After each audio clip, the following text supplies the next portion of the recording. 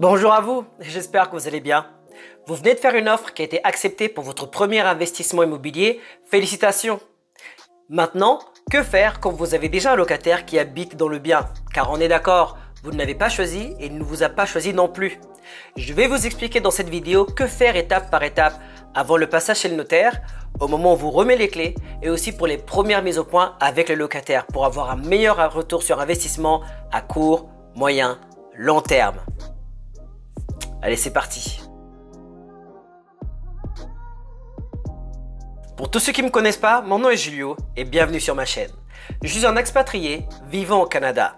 Je suis un investisseur en immobilier comptant 16 appartements répartis au Québec, de Gatineau jusqu'à Montréal. Dans mon parcours, j'ai eu la chance d'être conseillé par des investisseurs accomplis, les meilleurs agents immobiliers, d'excellents banquiers et plein d'autres acteurs qui ont contribué à ma réussite. Ce que je vous propose ici, c'est de vous partager mon aventure en ce qui concerne mes débuts, ma situation actuelle et mes projets à venir. Vous pourrez ainsi bénéficier de ce savoir que j'ai développé pour simplifier l'immobilier, ne plus en avoir peur et éviter les pièges tout en prenant en main votre indépendance financière. Cliquez sur le pouce bleu, abonnez-vous à la chaîne et activez la cloche de notification pour ne rien manquer de ces vidéos qui vous apporteront du très bon contenu orienté, mindset et immobilier. Tout d'abord, je tiens à féliciter JB qui ne cesse de m'étonner, qui a fait son premier achat, son premier investissement immobilier. Bravo! Il faut savoir qu'avant cela, il avait fait 6 offres sur 6 différents biens qui avaient toutes été refusés. Mais il ne s'est pas laissé emporter par la panique ni par ses sentiments. Pour vous remettre dans le contexte, il fait partie des abonnés qui ont décidé de m'appeler pour avoir une formation gratuite. Pendant ces conversations, on a pu redélimiter son secteur géographique dans lequel il cherchait son bien, le type de bien qu'il voulait, mais aussi le type de bien pour lequel il pourrait faire des concessions en fonction des offres. Il a calculé pour la première fois son cash flow, il a ainsi déterminé quel était le montant du cash flow qu'il voulait exactement pour son bien, mais aussi quel était le montant maximum qu'il pourrait faire lors d'une offre. Figurez-vous qu'il est resté discipliné, lucide et bingo. C'était une question de temps. Son offre a été acceptée exactement dans les conditions qu'il voulait. Il prouve qu'il reste des offres abordables même dans une ville dite chère. Il prouve aussi que l'on peut acheter étant seul sans se ruiner, mais aussi il prouve que le système marche. Donc tous ceux qui ont des excuses comme quoi oui mais les taux d'intérêt ont augmenté, oui mais c'est qu'un coup de chance, oui mais l'immobilier fallait rentrer dedans avant, je vous invite tous à ranger votre boîte à excuses et la jeter. Si lui l'a fait, vous pouvez le faire. Contactez-moi et on va voir qu'est-ce qu'il en retourne. Qu'est-ce que vous avez à perdre? Rien. Je suis gratuit et disponible. Pour le moment. Quel est le rapport entre ce que je viens de vous dire et le thème de cette vidéo? C'est que figurez-vous, il m'a posé une question suite à son offre acceptée que j'ai trouvée très intéressante et que j'ai décidé de le partager ici afin que ça puisse en bénéficier à un plus grand nombre. La question est: que faire quand on achète un investissement locatif et qu'il y a déjà un locataire dedans? Première étape, que faire avant de passer chez le notaire? Avant de passer chez le notaire, je vérifierai si le locataire avait payé son premier et son dernier loyer au précédent propriétaire. Pour vous mettre dans le contexte, le dernier mois, certains propriétaires le demandent en même temps que le premier mois. Ça servirait un peu comme un chèque de caution et aussi limiterait les départs abusifs de certains locataires qui voudraient partir sans payer.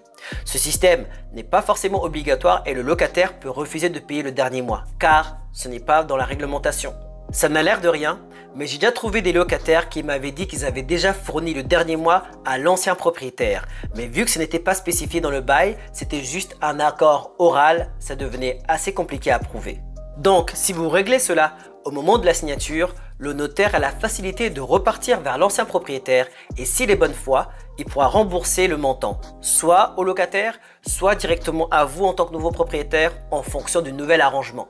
Malheureusement, si vous vous en rendez compte quelques mois plus tard, ça devient beaucoup plus compliqué de revenir vers le notaire qui lui doit revenir vers l'ancien propriétaire qui avait déjà signé des papiers dans lesquels ça n'avait pas été spécifié. Croyez-moi, ça m'est déjà arrivé et les anciens propriétaires ne répondent plus forcément à l'appel. Ce qui devient encore plus compliqué, c'est que les locataires, eux, ont déjà payé ce dernier mois pour ce même appartement et ils ne se voient pas forcément vous repayer un dernier mois à vous. Ça devient vraiment difficile. Deuxième étape, Que faire au moment de la remise des clés? Ensuite, au moment de la signature, je demanderai à mon agent immobilier ou aux anciens propriétaires, s'ils sont confortables, de me passer tous les contacts professionnels qui ont travaillé dans ce bien. Pourquoi? Car ce sont des contacts faciles à récupérer, mais aussi ils connaissent déjà par cœur votre investissement. Il se peut qu'ils aient déjà payé certains d'entre eux pour la fin de la saison ou pour la saison suivante. Moi par exemple, un de mes précédents propriétaires m'avait donné le contact d'un de ces paysagistes pour lequel ils avaient déjà payé des prestations à l'année. Donc j'avais eu un nouveau contact et aussi je réalisais des économies. La saison suivante, je n'avais plus qu'à comparer avec mes contacts, les contacts qu'il y avait sur internet ou les contacts qu'on pouvait me recommander pour ensuite faire un meilleur choix en fonction des prix et des prestations. Qu'est-ce que j'entends par professionnel? Ça peut être la personne qui est responsable du ménage, ça peut être le concierge, ça peut être le gestionnaire d'immeuble, ça peut être le plombier, ça peut être le paysagiste, etc.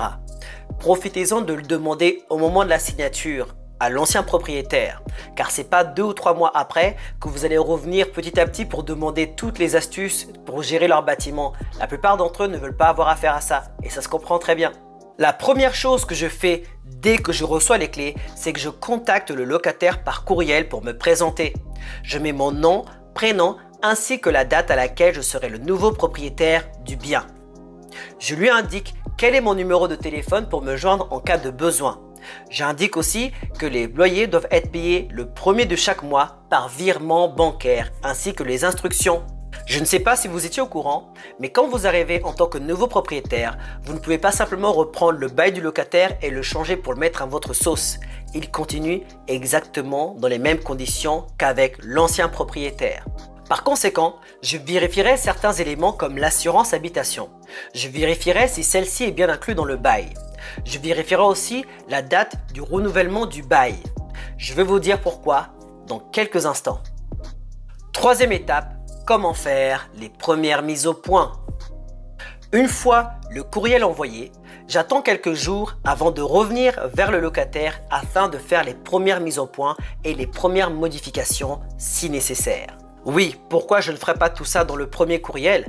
Parce que non seulement vous ne voulez pas gâcher le premier contact, mais aussi vous ne voulez pas le noyer d'informations ni revenir tout de suite avec des revendications. C'est beaucoup plus humain. Le premier élément à modifier, c'est l'assurance habitation. Il est très important que le locataire ait sa propre assurance habitation. Attention, s'il n'est pas sur le bail original, il n'est pas obligatoire qu'il l'ait ou qu'il la prenne. Par contre, vous pouvez demander de faire une modification pour qu'il soit inclus dedans dorénavant. Un des éléments à modifier et non des moindres, ce serait la date du renouvellement du bail, spécialement s'il se termine dans une période hivernale comme janvier ou février. Vous pouvez demander au locataire de refaire le bail afin qu'il puisse se terminer en juin ou juillet. Un déménagement en hiver, c'est facile pour personne, ni pour le propriétaire, ni pour le locataire.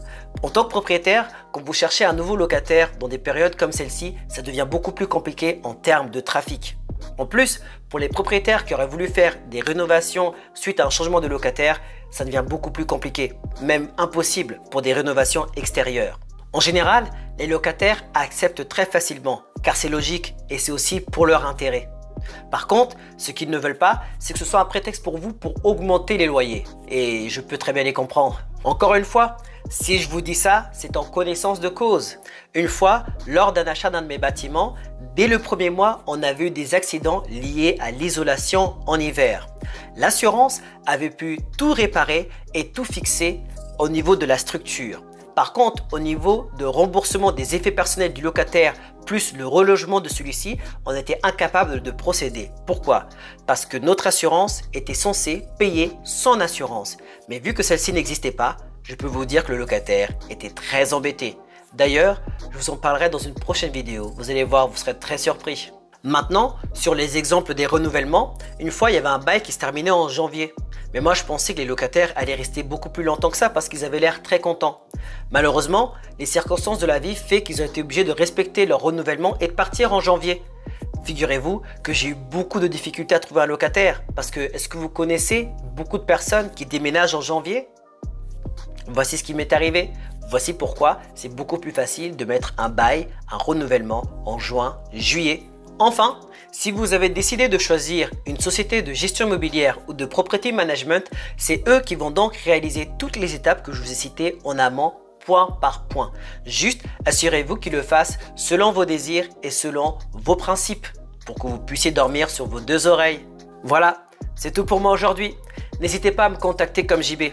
Je mettrai à votre disposition mon expérience et mon réseau. Ça me ferait vraiment plaisir. Dites-moi ce que vous pensez de la vidéo dans les commentaires. Vous savez comment ça se passe. Likez, abonnez-vous si ce n'est pas encore fait et partagez massivement autour de vous. À très bientôt.